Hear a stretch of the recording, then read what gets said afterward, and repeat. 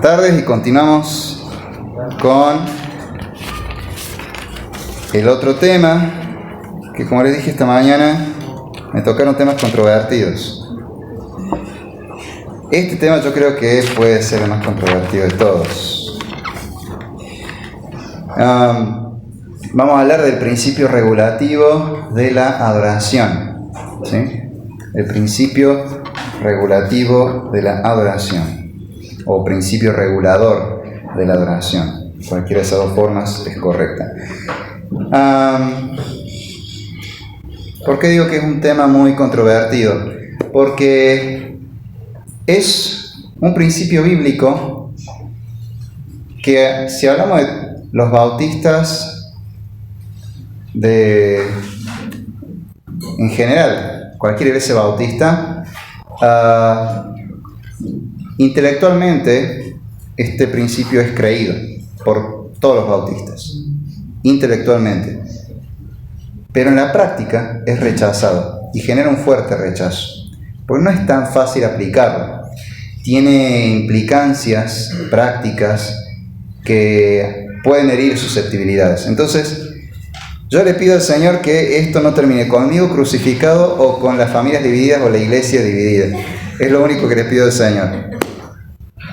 En fin, ¿de qué trata el principio regulador de la adoración? Básicamente es la respuesta a una pregunta sencilla pero esencial, fundamental, que es ¿cómo debemos adorar a Dios? Está muy relacionado con lo que vimos esta mañana sobre el día de reposo.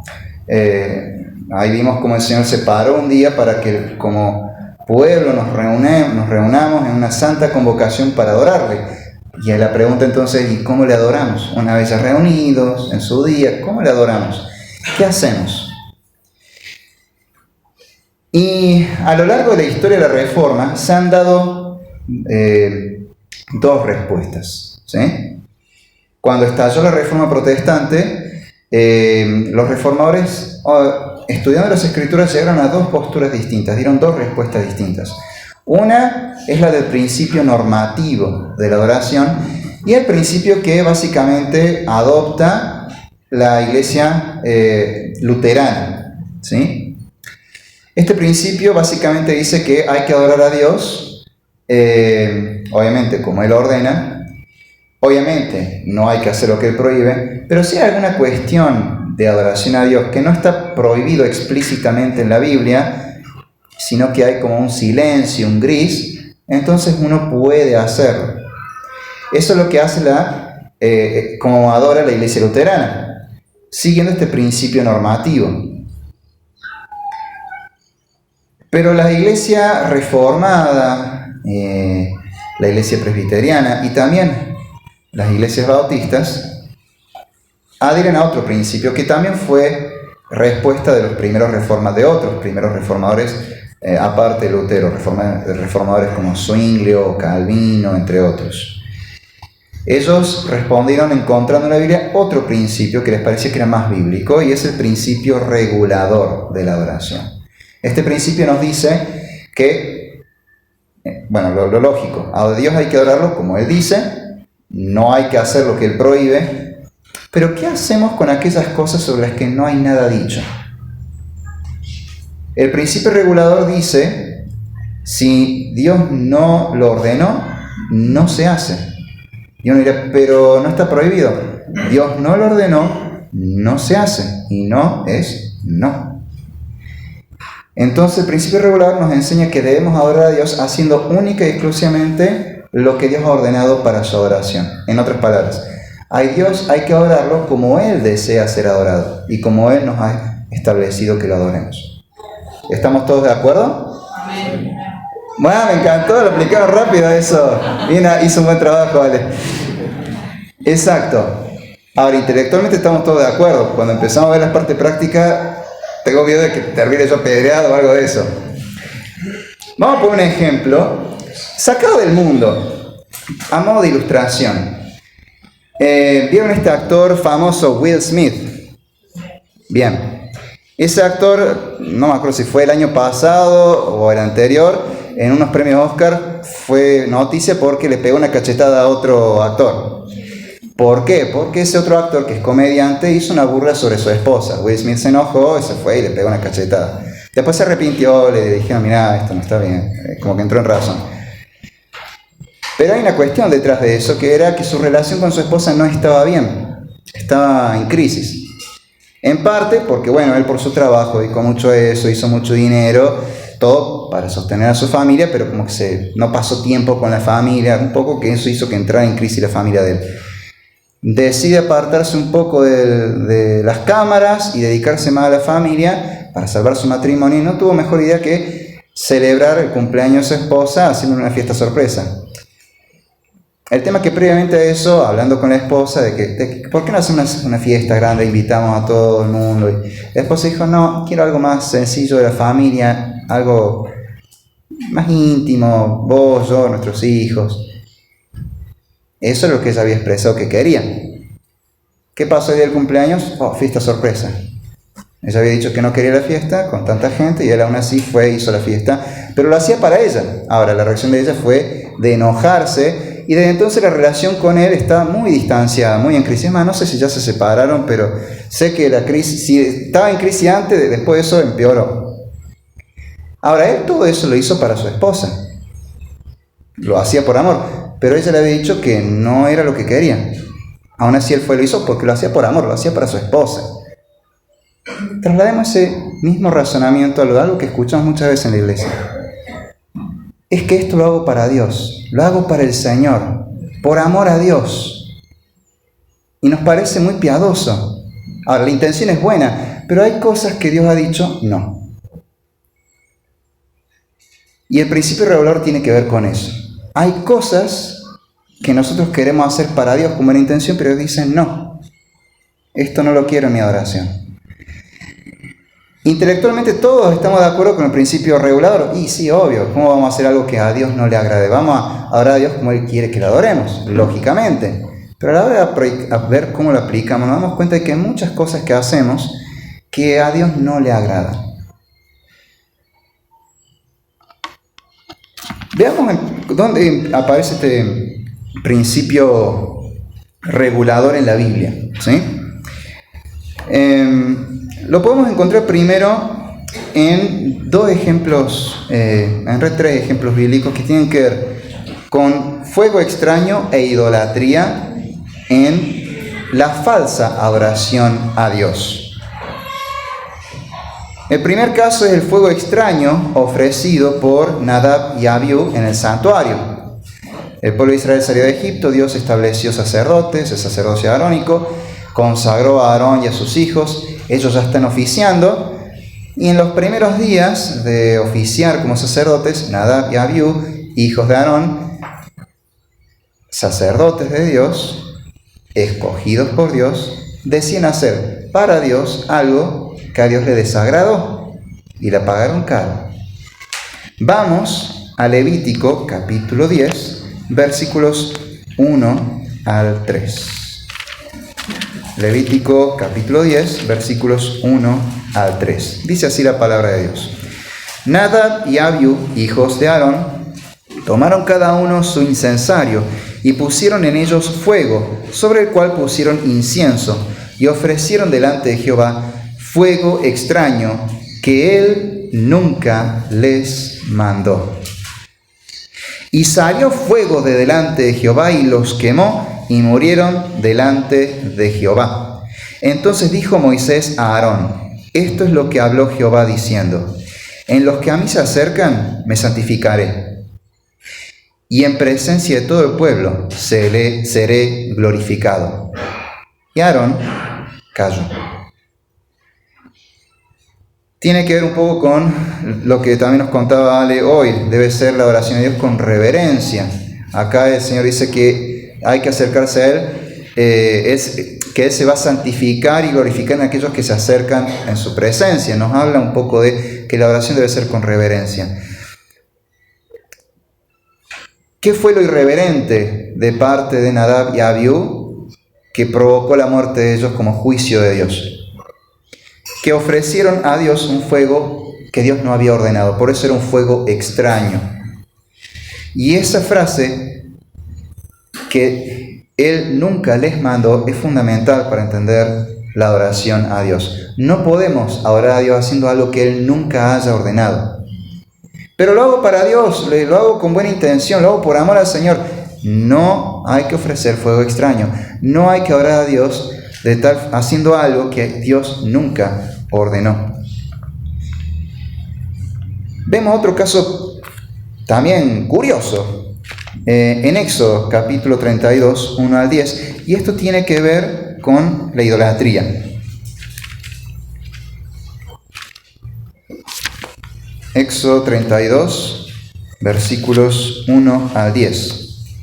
Moisés ha subido al monte de Sinaí a buscar las tablas de la ley. Han pasado varios días y ocurre algo. Viendo el pueblo que Moisés tardaba en descender del monte, se acercaron entonces a Aarón y le dijeron: levántate, haznos dioses que vayan delante de nosotros, porque a este Moisés, el varón que nos sacó de la tierra de Egipto, no sabemos qué le haya acontecido. Y Aarón les dijo: apartad los zarcillos de oro que están en las orejas de vuestras mujeres, de vuestros hijos y de vuestras hijas, y traédmelos. Entonces todo el pueblo apartó los zarcillos de oro que tenía en sus orejas y los trajeron a Aarón. Y él los tomó de las manos de ellos y le dio forma con buril e hizo de ello un becerro de fundición. Entonces dijeron: Israel, estos son tus dioses que te sacaron de la tierra de Egipto. Y viendo esto, Aarón edificó un altar delante del becerro y pregonó a Aarón y dijo, y presta atención a esta frase: mañana será fiesta para Jehová. El becerro, ¿a quién representaba? A Dios, el único Dios verdadero. Era para Dios. La fiesta era para Jehová. Y al día siguiente madrugaron y ofrecieron holocaustos y presentaron ofrendas de paz, y se sentó el pueblo a comer y a beber y se levantó a regocijarse. Entonces Jehová dijo a Moisés: qué feliz que estoy con este becerro que han hecho para mí. No. Anda, desciende, porque tu pueblo que sacaste de la tierra de Egipto se ha corrompido. Pronto se han apartado del camino que yo les mandé, se han hecho un becerro de fundición y lo han adorado y le han ofrecido sacrificios y han dicho: Israel, estos son tus dioses que te sacaron de la tierra de Egipto. Dijo más Jehová a Moisés: yo he visto este pueblo, que por cierto es pueblo de dura cerviz. El becerro de oro se ofreció para Dios, la fiesta se hizo para Dios, pero a Dios no le agradó. El pueblo estaba haciendo algo sin la orden expresa de Dios. No fue la única vez que esto pasó. Más adelante, esto no lo vamos a leer, pero lo hacemos una lectura, una referencia rápida. Más adelante en la historia del pueblo de Israel, el reino muere Salomón, hereda su hijo el trono, es muy corrupto el hijo, el país no lo soporta, se divide el reino en dos. En el norte hay otro rey. Y ese otro rey dice: tengo un problema. La gente va a ir a adorar a Dios a Jerusalén y eso va a ayudar a que la gente vuelva a unirse al reino del sur. Y no acabamos de ir, no me conviene. ¿Qué vamos a hacer para evitar que esto suceda? Que la oración a Dios por accidente fomente la reunificación y yo pierda el reino. Muy simple, me hago mi propio templo con la adoración a Dios, pero en mi reino. Y la gente va a adorar en mi tierra. Y la excusa que le dice al pueblo es: así no tienen que viajar hasta Jerusalén, tantos kilómetros. ¿Dónde encontramos esto? En 1 Reyes, capítulo 12, versículo 26, hasta el capítulo 13, versículo 5. No solamente construyó otros templos, también hizo otros becerros de oro, todos ellos representando al Señor. Todos estos cultos eran cultos paralelos al de Jerusalén, eran para el Señor. Incluso instituyó una fiesta que se hacía en la misma época que se hacían las fiestas en Jerusalén. Hizo otra fiesta también para el Señor. Y Dios le manda un profeta que le dice: esto está mal, no me agrada, tu reino va a caer. Y prueba de ello es que en unos minutos ese altar que construiste se va a romper. Y dicho y hecho, se partió el altar en pedazos. A Dios no le agradó para nada ese culto. Más allá de las razones políticas que hay atrás, la lógica que usó es que es para Dios, o es para que ustedes no viajen hasta allá tantos kilómetros para orar a Dios y pueden hacerlo acá. de vuelta, esos principios son más, tienen al hombre en el centro, no tienen a Dios en el centro. Esa lógica no honra al Señor. El principio regulador lo encontramos en la Biblia en estos casos y nos enseña que Dios debe ser adorado única y exclusivamente como Él ha establecido. Hay un mandamiento en la Biblia que nos habla de esto. De los 10 mandamientos, hay uno en particular que tiene que ver con esto. El segundo mandamiento, que lo vemos en Éxodo capítulo 20, versículos 4 al 6. Ahora vamos a ver concretamente lo que es la oración que verdaderamente agrada a Dios. Ya hemos visto un par de pasajes de la falsa oración. Ahora vamos a ver la oración verdadera, que es la que verdaderamente agrada a Dios. Y esto tranquilamente lo pueden hilar con lo otro que enseñó Alejandro antes. La oración debe ser verdadera, en función de la verdad revelada por Dios en su palabra. Vamos a Éxodo capítulo 20, versículos 4 al 6. Dice así la palabra del Señor en este segundo mandamiento. No te harás imagen ni ninguna semejanza de lo que esté arriba en el cielo, ni abajo en la tierra, ni en las aguas debajo de la tierra. No te inclinarás a ellas, ni las honrarás, porque yo soy Jehová tu Dios, fuerte, celoso, que visito la maldad de los padres sobre los hijos hasta la tercera y cuarta generación de los que me aborrecen, y hago misericordia a millares, a los que me aman y guardan mis mandamientos. Acá vemos la oración verdadera establecida por Dios. Él quiere ser adorado de una manera específica. Y este mandamiento es muy profundo, ¿no? Y quiero muy a vuelo de pájaro que veamos lo que implica este mandamiento. ¿Qué es lo que exige el mandamiento? El mandamiento exige que recibamos, observemos y preservemos pura e íntegramente la verdadera adoración. El mandamiento nos exige que recibamos, observemos y preservemos pura e íntegramente la verdadera adoración. A lo largo de la Biblia Dios nos dice que no quiere que hagamos adoración a Él como a nosotros bien nos parezca. En este pasaje se nos habla esto de no adorar a Dios haciéndole imágenes. No está diciendo que no adoremos a otros dioses, eso lo dijo en el mandamiento anterior, el primer mandamiento. En este mandamiento lo que Él está diciendo es que Él no quiere que Él sea adorado a través de imágenes, de imaginación humana. En otras palabras, Él no desea que lo adoremos a Él de una forma que Él no ha establecido. Dios quiere que lo adoremos como Él desea, como Él ha mandado. Y hay varios pasajes donde se nos enseña que debemos recibir esto, observarlo fielmente y preservarlo y transmitirlo de generación en generación. Un pasaje al respecto es Deuteronomio 4, versículos 9 al 20, que dice de la siguiente manera: por tanto, guárdate y guarda tu alma con diligencia, para que no te olvides de las cosas que tus ojos han visto, ni se aparten de tu corazón todos los días de tu vida. Antes bien, las enseñarás a tus hijos y a los hijos de tus hijos. O sea, preserva y transmití esto, recibilo, preservalo, transmitilo. El día que estuviste delante de Jehová tu Dios en Horeb, cuando Jehová me dijo: reúneme al pueblo para que yo les haga oír mis palabras, las cuales aprenderán para temerme todos los días que vivieren sobre la tierra, y las enseñarán a sus hijos, y os acercasteis y os pusisteis al pie del monte, y el monte ardía en fuego hasta en medio de los cielos con tinieblas, nube y oscuridad, y habló Jehová con vosotros de en medio del fuego. Oísteis la voz de las palabras, mas a excepción de oír la voz, ninguna figura visteis. Y Él os anunció su pacto, el cual os mandó poner por obra, los 10 mandamientos, y las escribió en 2 tablas de piedra.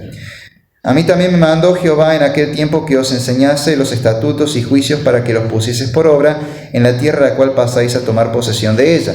Guardad pues mucho vuestras almas, pues ninguna figura visteis al día que Jehová habló con vosotros en medio del fuego, para que no os corrompáis y hagáis para vosotros escultura, imagen de figura alguna, efigie de varón o hembra, figura de animal alguno que está en la tierra, figura de ave alguna alada que vuele por el aire, figura de ningún animal que se arrastre sobre la tierra, figura de pez alguno que haya en el agua debajo de la tierra. No sea que alces tus ojos al cielo y viendo el sol y la luna y las estrellas y todo el ejército del cielo, seas impulsado y te inclines a ellos y les sirvas, porque Jehová tu Dios los ha concedido a todos los pueblos debajo de todos los cielos. Pero a vosotros Jehová os tomó y os ha sacado del horno de hierro de Egipto, para que seáis el pueblo de su heredad como en este día. Hay un énfasis acá en decir, cuida tu corazón. No sigas los impulsos, esos deseos que salen de tu corazón. Adorá a Dios como Dios quiere, no como a vos te parezca, no siguiendo tus impulsos. En otro lado, en el Nuevo Testamento, en Filipenses capítulo 4, versículo 9, encontramos la exhortación del apóstol a servir y orar al Señor solamente como hemos aprendido de los apóstoles. Así dice Filipenses 4:9. Lo que aprendisteis y recibisteis y oísteis y visteis en mí, esto haced, y el Dios de paz estará con vosotros. ¿Cómo debemos vivir los cristianos? ¿Cómo debemos adorar a Dios? ¿Cómo debemos servir al Señor? Solamente como hemos aprendido, recibido, oído y visto de los apóstoles. No inventando algo por nuestra cuenta. Segunda Timoteo, en varias ocasiones repite esta misma idea de hacer las cosas en la iglesia tal como los apóstoles nos enseñaron. Y así nos dice 2 Timoteo, capítulo 1, versículos 13 y 14.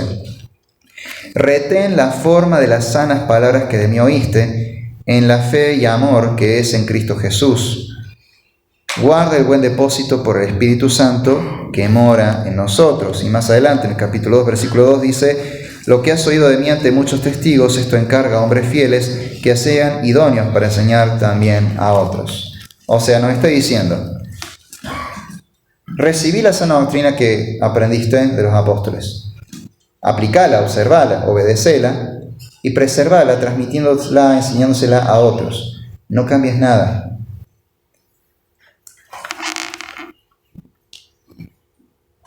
¿Qué es lo que prohíbe entonces este mandamiento? O sea, por un lado nos ordena a adorar a Dios como Él desea, y para eso tenemos que recibir lo que dice su palabra, obedecerlo, aplicarlo y preservarlo puro. Pero ¿qué nos prohíbe este mandamiento? Nos prohíbe adorar a Dios, obviamente a través de imágenes, pero también a través de otros medios que no hayan sido establecidos por el Señor y que sean producto de nuestras ideas. En Deuteronomio encontramos un pasaje que nos habla de ello, y hay una frase en particular que debe llamarnos la atención. Vamos a Deuteronomio capítulo 12, vamos a leer un par de secciones, de los versículos 2 al 9. Dice: destruiréis enteramente todos los lugares donde las naciones que vosotros heredaréis sirvieron a sus dioses, sobre los montes altos y sobre los collados y debajo de todo árbol frondoso.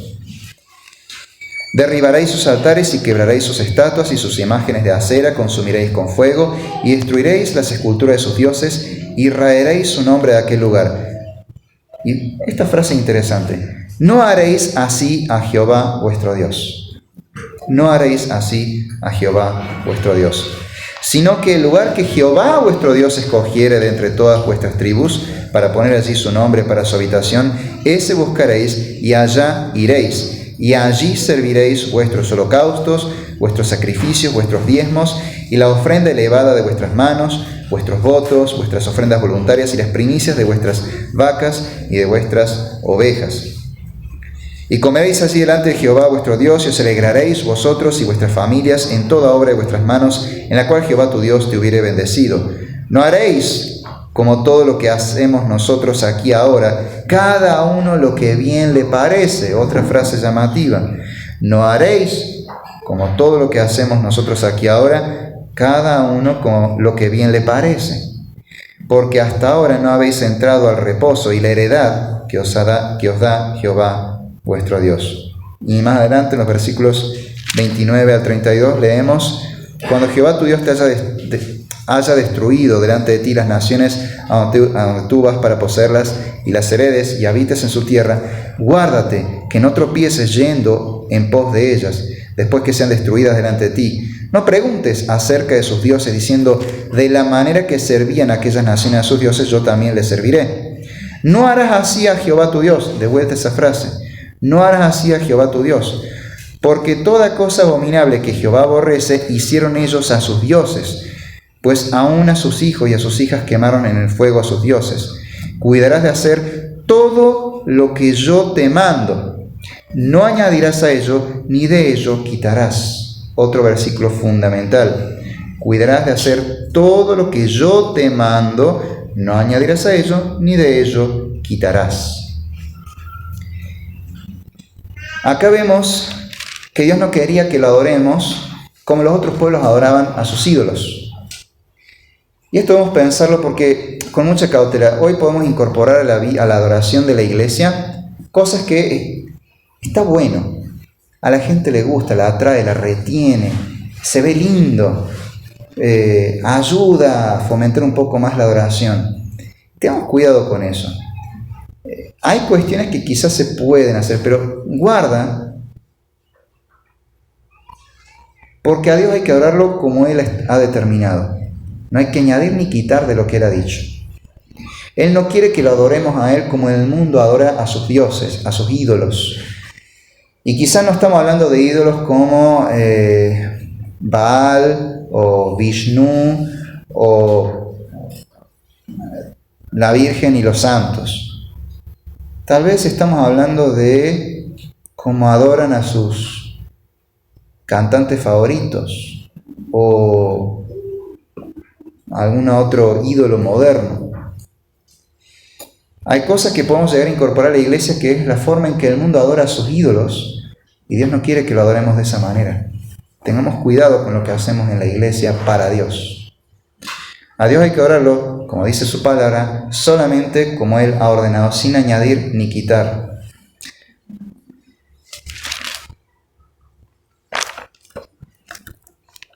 Otro pasaje, pero ya en el Nuevo Testamento, que un poco nos habla también de esta idea de no adorar a Dios según nuestras propias ideas, y que va muy en contra de estos principios modernos del vago para Dios, está bueno, sirve. Lo encontramos en Colosenses 2, versículos 20 al 23. Colosenses 2, versículos 20 al 23, nos dice lo siguiente. Pues si habéis muerto con Cristo en cuanto a los rudimentos del mundo, ¿por qué, como si vivieseis en el mundo, os sometéis a preceptos tales como no manejes, ni gustes, ni aun toques, en conformidad a mandamientos y doctrinas de hombres, cosas que todas se destruyen con el uso? Tales cosas tienen a la verdad cierta reputación de sabiduría en culto voluntario, en humillación y en duro trato del cuerpo, pero no tienen valor alguno contra los apetitos de la carne. Lo que está diciendo, hay cosas que nos pueden parecer piadosas, pero no lo son. Lo hago para Dios, está bueno, sirve, me ayuda a adorar mejor a Dios. Según esto, no. Parece piadoso, pero no lo es. Y a la larga tiene sus efectos negativos. Debemos entonces adorar a Dios única y exclusivamente como Él ha establecido. Este tema fue un tema muy importante en los tiempos de la Reforma. Tanto que los reformadores en varias confesiones que escribieron hablaron de este asunto. Por ejemplo, hicieron mucho énfasis en cuidar de adorar a Dios solamente como Él ha establecido, el principio regulador. Vamos a ver algunos ejemplos. La Confesión de Fe de Francia, la Confesión Galicana de 1559, dice esto: mientras la Iglesia romana, renunciando al uso y las costumbres de la iglesia primitiva, ha introducido nuevos mandamientos y una nueva forma de adoración a Dios, estimamos que es razonable preferir los mandamientos de Dios, quien es en sí mismo la verdad, a los mandamientos de los hombres que por su naturaleza están inclinados al engaño y la vanidad. O sea, debemos adorar a Dios como dice la Biblia. Poquito años más tarde, en Alemania, un reformador llamado Zacarías Ursino escribió el Catecismo de Heidelberg, y allí en la pregunta 96 explica sobre la adoración. ¿Qué pide Dios en el segundo mandamiento, el que hemos leído?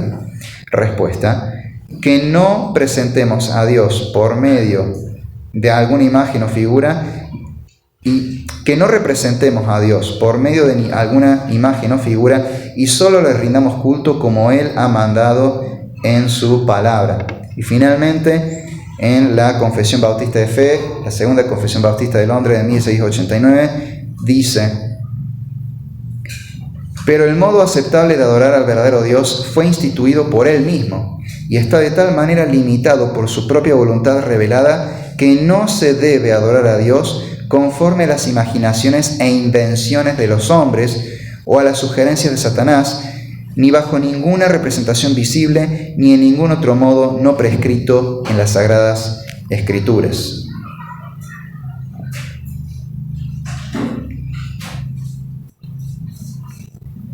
Queda claro que este principio es la enseñanza más bíblica.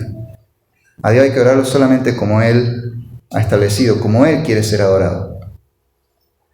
Si no lo hacemos y pensamos, bueno, pero yo lo hago para Dios, no pasa nada, lo hago con amor, no va a ser muy distinto lo que te pase con Dios a lo que le pasó a Will Smith con su esposa. Lo hice por amor, sí, pero yo te dije que no quería eso. Es la misma idea. Pero con mayor gravedad, porque se trata de Dios. Entonces, ¿en qué consiste la verdadera adoración? ¿Cuáles son las partes de la verdadera adoración? Y acá tenemos que hacer una pequeña distinción entre los elementos de la adoración y las circunstancias de la adoración. Los elementos son las partes esenciales. Si hay adoración a Dios, tienen que estar estos elementos sí o sí. Y ya vamos a ver cuáles son esos elementos. Después hay circunstancias. Las circunstancias son cosas que no son esenciales, pero podrían estar en la adoración. Pero si no están, no pasa nada. Por ejemplo, el púlpito, el micrófono, un micrófono, instrumentos musicales, son circunstanciales. No es esencial que esté. Yo puedo adorar a Dios en la iglesia como pueblo de Dios sin tener un púlpito, sin tener micrófono, sin tener instrumentos musicales. Esas son circunstancias. Podemos agregarlas, están buenas, nos facilitan la adoración, está buenísimo, sirve, es útil, pero si no está, no pasa nada. No es esencial. Ahora hay otras cosas que son esenciales y tienen que estar en la adoración sí o sí. No hay adoración si faltan esos elementos. ¿Cuáles son entonces estos elementos? Las partes de la adoración verdadera. Y esto vamos a tratar de ir rápido porque también es una bombardear de versículos. La lectura pública de las Escrituras y la predicación expositiva de la Biblia. 1 Timoteo, capítulo 4, versículo 13.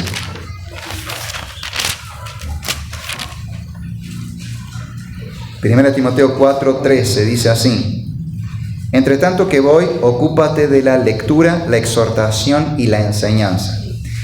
Se tenía costumbre de hacer una lectura pública de las Escrituras y después un sermón. En las iglesias bautistas generalmente más bien la lectura se hace junto con el sermón. De hecho, se puede hacer como que se lee el pasaje primero y después se lo explica, o bien, como estamos haciendo ahora, vamos a lo largo de la Biblia por distintos versículos. De cualquier manera, tiene que haber lectura de las Escrituras y tiene que haber una enseñanza, una explicación de esas Escrituras. Se debe predicar la Escritura. Y es más, podemos pensar en predicación, la predicación que nos enseña la Biblia es la predicación expositiva, es decir, explicar lo que dicen las Escrituras. Un pasaje al respecto es 2 Timoteo 2:15, que nos dice: procura con diligencia presentarte a Dios aprobado como obrero que no tiene de qué avergonzarse, que usa bien la palabra de verdad. Esa expresión que usa bien la palabra de verdad, si vamos al griego, en realidad dice literalmente que corta al ras la palabra de verdad. Es una forma de decir que explica, que expone minuciosamente, con claridad. O sea que la predicación que promueve la Biblia es la expositiva, que se explique el pasaje bíblico, que se extraiga del pasaje bíblico lo que nos quiere decir. No es que yo vengo con una idea y busco versículos que hablen de eso, sino que yo debo ir a la Biblia y decir, mira, acá la Biblia nos está enseñando esto, y lo vamos a aplicar así, como enseña la Biblia, y se explica. Esa es la predicación expositiva. Ahí mismo en 2 Timoteo 4, versículos 1 al 4, Pablo le dice a Timoteo: te encarezco delante de Dios y del Señor Jesucristo, que juzgará a los vivos y a los muertos en su manifestación y en su reino, que prediques la palabra, que instes a tiempo y fuera de tiempo, redarguye, reprende, exhorta con toda paciencia y doctrina. Sigue hablando de los que quieren escuchar falsa doctrina, y al último dice: pero tú, sé sobrio, soporta las aflicciones, haz obra de evangelista. Hay un énfasis en que parte del elemento esencial de la adoración a Dios es que se lea la palabra de Dios y se la predique, se la explique, se la enseñe. También es parte esencial de la adoración a Dios la oración pública, la oración comunitaria. 1 Timoteo, capítulo 2, versículos 1 al 8 nos dice: exhorto ante todo a que se hagan rogativas, oraciones, peticiones y acciones de gracias por todos los hombres, por los reyes y por todos los que están en eminencia, para que vivamos quieta y reposadamente en toda piedad y honestidad, porque esto es bueno y agradable delante de Dios nuestro Salvador, el cual quiere que todos los hombres sean salvos y vengan al conocimiento de la verdad, porque hay un solo Dios y un solo mediador entre Dios y los hombres, Jesucristo hombre, el cual se dio a sí mismo en rescate por todos, de lo cual se dio testimonio a su debido tiempo. Para esto yo fui constituido predicador y apóstol, digo verdad en Cristo y no miento, y maestro de los gentiles en fe y verdad. Quiero pues que los hombres oren en todo lugar, levantando manos santas, sin ira ni contienda. Son regulaciones que tienen que ver con lo que hace la iglesia. La iglesia, cuando se reúne, debe orar. Y ahí usa varias palabras para hablar de la oración, porque la oración puede tener distintas características. Puede ser petición por alguien, una oración intercesora, puede ser una acción de gracias. Lo que se debe hacer es básicamente orar a Dios, dándole gracias, intercediendo por otros y presentando otras peticiones que solemos pedir en nuestras oraciones.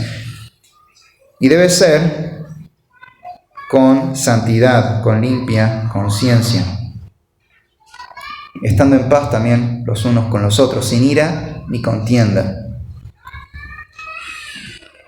Es 1 Tesalonicenses, capítulo 5, versículos 17 y 18, también dice: orad sin cesar, dad gracias en todo, porque esta es la voluntad de Dios para con vosotros en Cristo Jesús.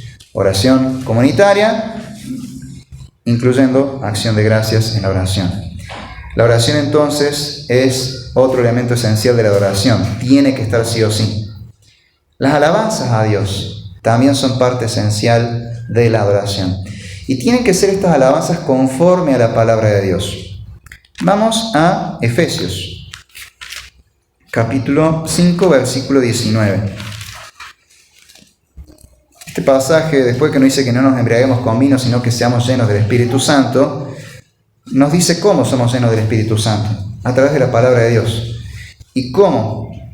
De la siguiente manera, Efesios 5, 19. Hablando entre vosotros con salmos, con himnos y cánticos espirituales, cantando y alabando al Señor en vuestros corazones. La alabanza es parte de la oración que Dios desea, es parte de la oración verdadera. Ahora, ¿cómo alabamos a Dios? Con salmos, himnos y cánticos espirituales. Esos tres nombres son palabras que se refieren a tres tipos de salmos, ¿sí? Vieron que a veces en el libro de Salmos uno encuentra que dice Masquil de David, Mictán de David o Salmo de Asaf. En la antigüedad los salmos estaban clasificados en tres categorías, tres tipos de cantos, que eran los salmos, himnos y cantos espirituales. O sea que acá cuando dice eso está diciendo canten con los salmos, usen el libro de Salmos para alabar a Dios. El libro de Salmos es el himnario de la iglesia. Y a lo largo de la historia del pueblo de Dios, desde el antiguo pacto hasta el nuevo pacto inclusive, desde Israel, pasando por la iglesia primitiva, la iglesia medieval, la iglesia de la Reforma, siempre Salmos fue el libro de alabanza de la iglesia. La iglesia debe cantar los salmos, una práctica que ha caído en desuso en las últimas décadas. Hay que recuperarla. ¿Qué hay entonces con cantar himnos compuestos por Lutero u otros grandes hombres de Dios, o cantar canciones modernas de bandas cristianas piadosas? Hay una división. Algunos dicen que no está permitido, que se puede hacer fuera del ámbito del culto, del servicio dominical, y que en la iglesia solamente se deben cantar salmos. Ese principio se llama salmodía exclusiva, es una postura al respecto. Otro dice, no, se puede hacer una salmodía inclusiva, es decir, se incluyen también los cantos que no son los salmos. Se cantan los salmos, obviamente, pero también otras canciones, himnos de la iglesia, históricos, o canciones modernas. Tengo razones, no las puedo fundamentar de todo bíblicamente, más o menos las puedo fundamentar, pero tengo razones para sostenerme por una postura más inclusiva, de que se puede cantar con himnos u otras canciones modernas que no provienen directamente del libro de Salmos, siempre y cuando sean fieles a las Sagradas Escrituras. ¿En qué me baso? La adoración antes de Cristo en el pueblo judío incluía mayormente las Escrituras, Salmos sobre todo, otras porciones de las Escrituras también, pero alguna que otra canción compuesta por algún escriba de la época de Esdras, también, y bueno, así adoraba al Señor en el primer siglo, así adoraban los apóstoles también. Y obviamente si uno ve un poco la historia de la iglesia, uno ve que aparece muy temprano en la historia otros himnos. Hay un himno, Sé tú mi visión, que es un himno muy muy antiguo, es siglo V creo. Y antes de eso, ya en la época de los apóstoles y un poquito posterior, existe otro libro de salmos apócrifos, se puede decir, no es apócrifo, pero es como para que digamos, no es el mismo salmo de la Biblia, que es un salterio cristiano que habla del Mesías, habla de Cristo en realidad. Y uno dice, ¿en qué momento se usaba eso? La iglesia primitiva lo usaba para adorar a Dios en el culto, tal vez.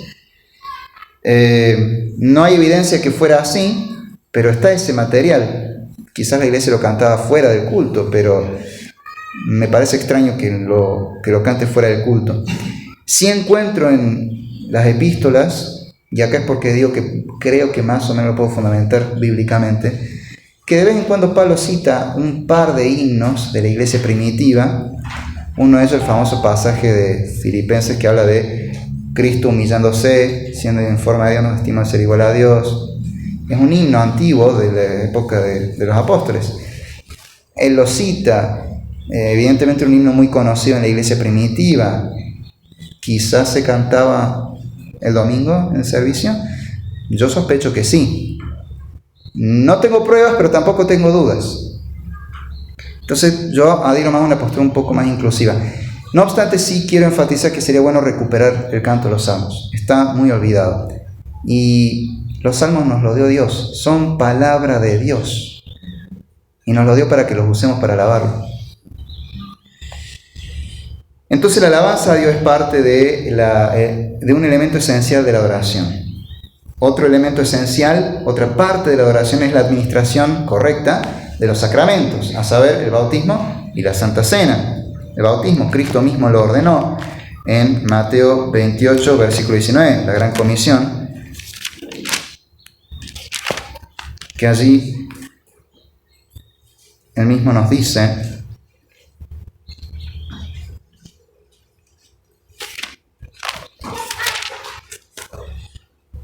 por tanto, id y haced discípulos a todas las naciones, bautizándolos en el nombre del Padre, y del Hijo, y del Espíritu Santo. El bautismo es una orden del Señor, es parte de la oración a Dios, pero debe ser administrado correctamente. Marcos 16 nos dice que hay que, 16, 15 y 16 nos dice que debe bautizarse al que creyere. Acá nos dice también la fórmula del bautismo, en el nombre del Padre y del Hijo y del Espíritu Santo. Bautizo a uno que llegó porque quiero incorporarlo rápido, toca lindo la guitarra, lo quiero incorporar rápido a la alabanza, entonces, pero no está bautizado, bueno, lo bautizo. No. ¿Creyó? Sí, bautizalo. Si no hay evidencia de que creyó, no lo bautices. Pero serviría en la iglesia, principio regulador. No se hace lo que Dios no ha ordenado. Se bautiza al creyente, en el nombre del Padre, y del Hijo y del Espíritu Santo. La Santa Cena, 1 Corintios 11, versículos 23 al 26.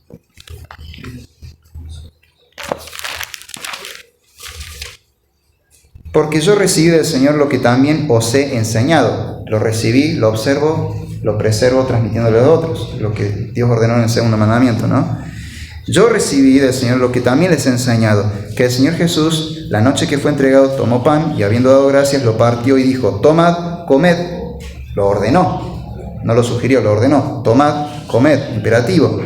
Tomad, comed, esto es mi cuerpo que por vosotros es partido. Haced esto en memoria de mí.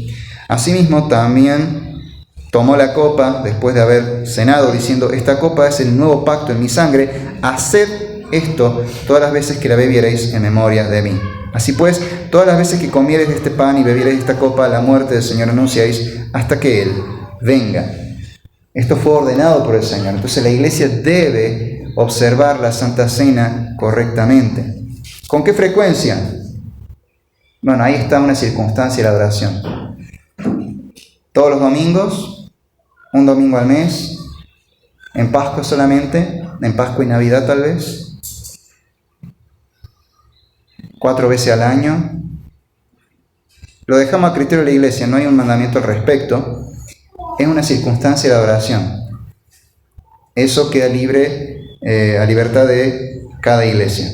Pero que debe hacerse, debe hacerse. Y es con pan y vino, no con torta y Coca-Cola, como en ciertas iglesias modernas. Jugo de uva de última, si hay alguien que por alguna razón no puede tomar vino, y bueno, si hay un celíaco, el pan se elegirá algo que lo reemplace y que sea apto para un celíaco.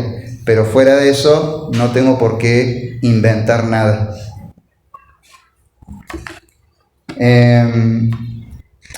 Otra parte esencial de la adoración: las ofrendas. El recoger ofrendas es parte de la oración que Dios ha ordenado. Justamente hoy leímos un pasaje esta mañana. Lo vamos a leer de vuelta, de 1 Corintios 16, versículos 1 y 2. En cuanto a la ofrenda para los santos, haced vosotros también de la manera que ordené en las iglesias de Galacia. Cada primer día de la semana, cada uno de vosotros ponga aparte algo según haya prosperado, guardándolo. Entonces, el domingo la iglesia consagrada también debe dar sus ofrendas. El recoger las ofrendas es parte de la oración que Dios ha ordenado.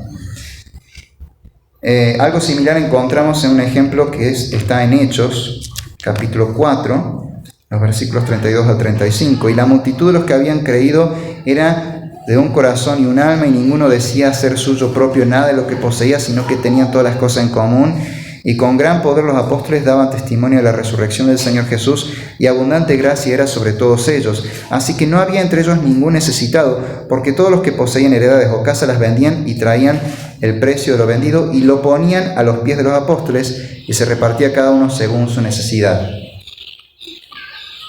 Es parte de la adoración, del servicio dominical, el dar ofrendas.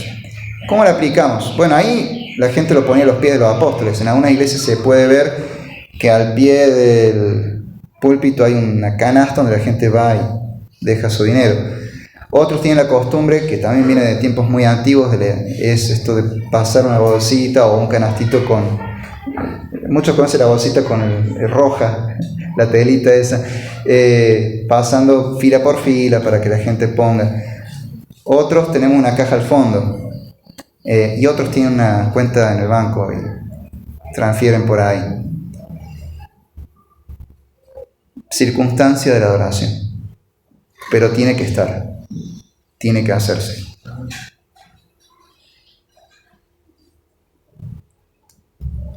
Después hay algo que tiene que ver con la adoración a Dios. No es en sí una parte, más bien tiene que ver con los oficiales de la iglesia, que tienen que ver con el principio regulador, porque Dios ha puesto esos oficiales para que sirvan, lleven adelante coordinen la adoración de la iglesia. Entonces esto también es algo que debe estar en la iglesia, y son los oficios de pastores y diáconos. Por amor al tiempo no lo vamos a leer, pero anoten para después leer en su casa 1 Timoteo capítulo 3, versículos 1 al 13. Dios ordena que en la iglesia debe haber pastores y diáconos. Los pastores se dedican al ministerio de la palabra, a enseñar la palabra a través de la predicación expositiva, la consejería bíblica y el discipulado. Y los diáconos se dedican al ministerio hacia los hermanos, el servir a los hermanos en sus necesidades físicas, materiales. Unos sirven al espíritu y otros sirven a la materia, por así decirlo. Pero ambos son oficios puestos por Dios y que tienen que ver con la adoración en la iglesia. No pueden faltar. Tenemos un ejemplo, un modelo a seguir, y que en realidad cualquier iglesia dice, por esto decía que toda la iglesia de alguna manera adherimos intelectualmente al principio regulador.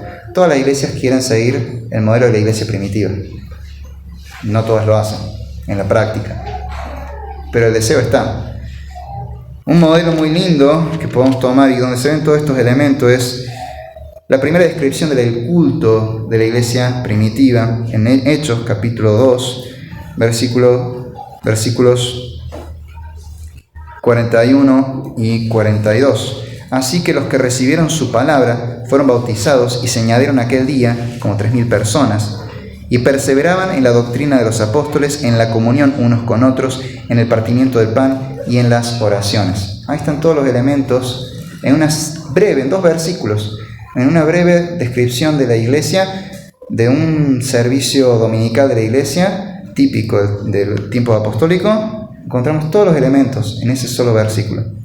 Se predicaba la palabra, se bautizaba, se tenía comunión unos con otros, se tenía la Santa Cena, se oraba en comunidad.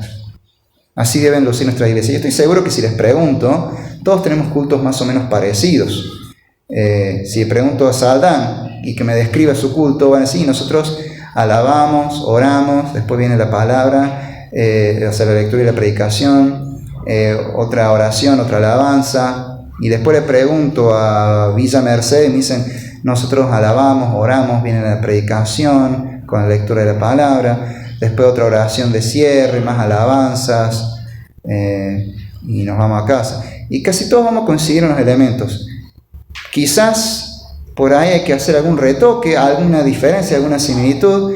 Algunas diferencias pueden ser circunstanciales y no es nada importante. Algunas diferencias puede ser porque hay un elemento que está faltando y se debe incorporar, algo para corregir. Pero yo creo que la mayoría, vamos a decir, y un culto evangélico es muy similar en cualquier iglesia. Básicamente estos elementos los tenemos. Ahora, este principio regulador, ¿qué alcance tiene? ¿Dónde se aplica? Y es un principio que regula la adoración corporativa, o sea, la adoración de la iglesia cuando se reúne como iglesia. Se aplica en el servicio dominical, porque eso es lo que ordena la palabra de Dios. Ahora, Deuteronomio capítulo 6, versículos 4 en adelante, hasta el 7, vamos a citar, nos dice: escucha Israel, el Señor nuestro Dios, el Señor uno es, y amarás al Señor tu Dios con todo tu corazón, con toda tu alma y con todas tus fuerzas, y estas palabras que yo te ordeno hoy estarán sobre tu corazón, y se las inculcarás a tus hijos. La adoración a Dios nos lleva a aprender cosas del Señor. La palabra de Dios que debe estar en nuestro corazón, que debemos meditar. Pero después se la debemos inculcar a nuestros hijos en el culto familiar. Ya también nos van a hablar del culto familiar. El principio regulador es para el culto de la iglesia. Fuera de ahí podríamos decir que hay como cierta libertad. ¿Cómo adoro en mi casa, en familia o solo en privado? Hay cierta libertad, pero cierta libertad, hay límites, hay restricciones. Tampoco es que podemos irnos a adorar a Dios de una manera que realmente Dios aborrece explícitamente.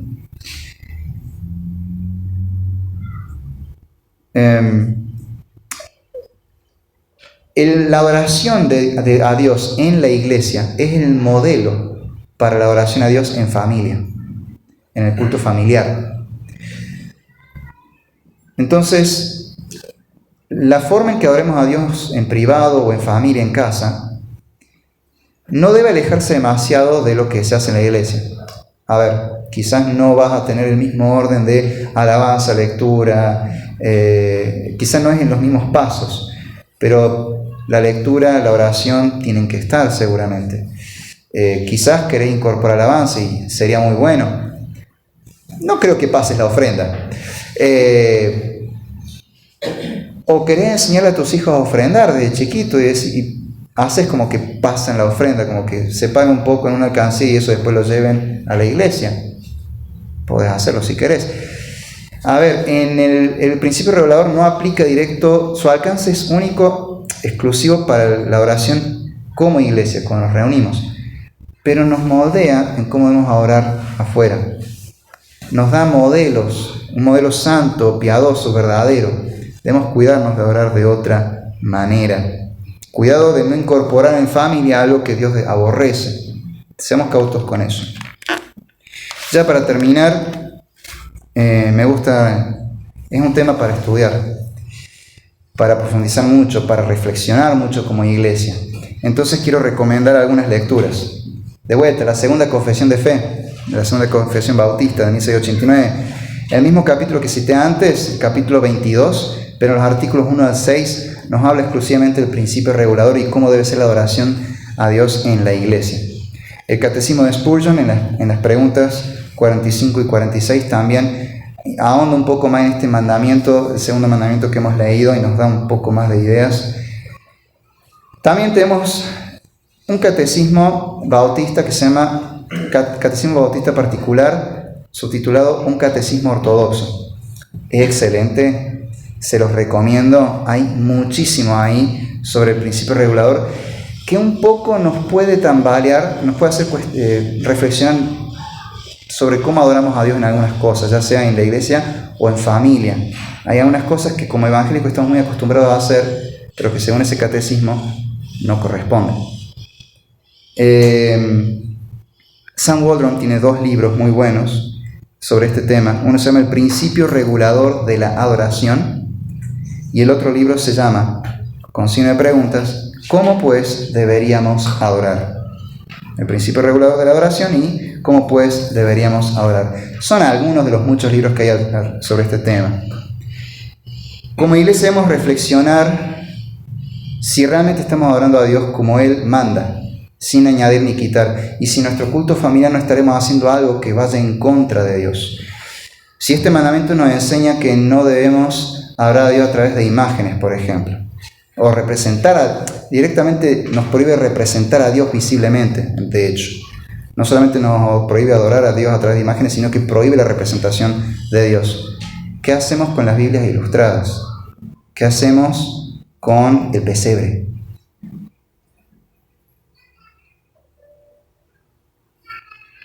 Si hay que adorar a Dios de la forma que Él ha ordenado, y la única festividad que Él nos ha ordenado en un nuevo pacto es el domingo,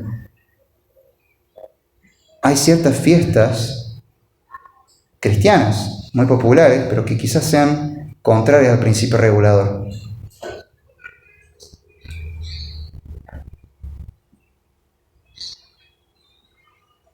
Prácticas que tenemos muy acostumbradas, la presentación de niños, ¿es o no es conforme al principio regulador? Estamos muy acostumbrados a ello, pero no hemos parado a pensar si es bíblico o no. Uno dirá, ¿está en la Biblia? Sí, está en la Biblia, pero ¿en qué pacto? Es para reflexionar. Si tiene continuidad en el pacto, excelente. Si no, ¿qué estamos haciendo? el usar luces o instrumentos musicales o determinados instrumentos musicales o determinado estilo musical en la oración, ¿qué tan fiel es el principio regulador? Yo creo que si entendemos bien el principio regulador, después de estas decisiones se hace un poco más fácil tomarlas. Si ponemos o no una batería, o si usamos luces en la iglesia, luces de colores. Creo que el principio regulador nos va a ayudar a tomar decisiones sabias con este tipo de cuestiones. Hay cosas que, todo lo queremos hacer para Dios, pero no todo le agrada a Dios. Hagamos solamente lo que Dios ordena. Oremos.